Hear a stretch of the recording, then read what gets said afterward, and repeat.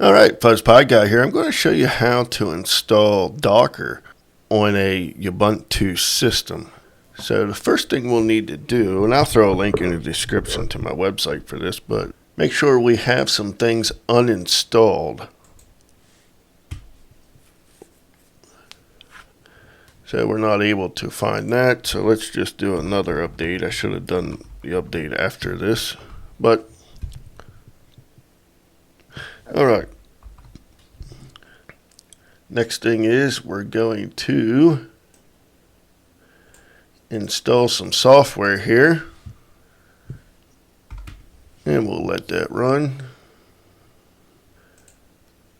Then we need to add the official key. Let me clear that. So we'll go ahead and do that. Next thing we need to do is set up the repository.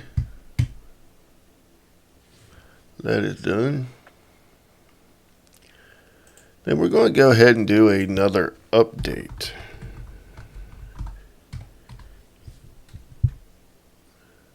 And as you can see, that went okay. Then we are going to install some Docker software.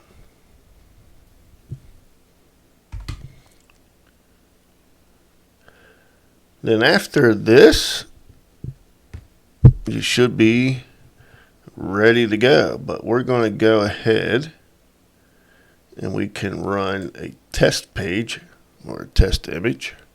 But we're just going to pause this while this is installing.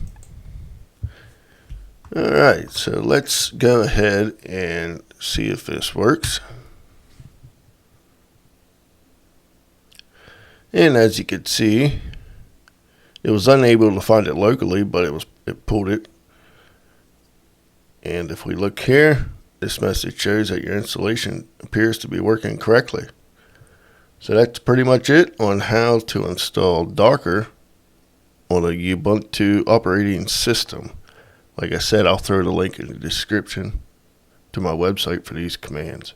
Thanks for watching.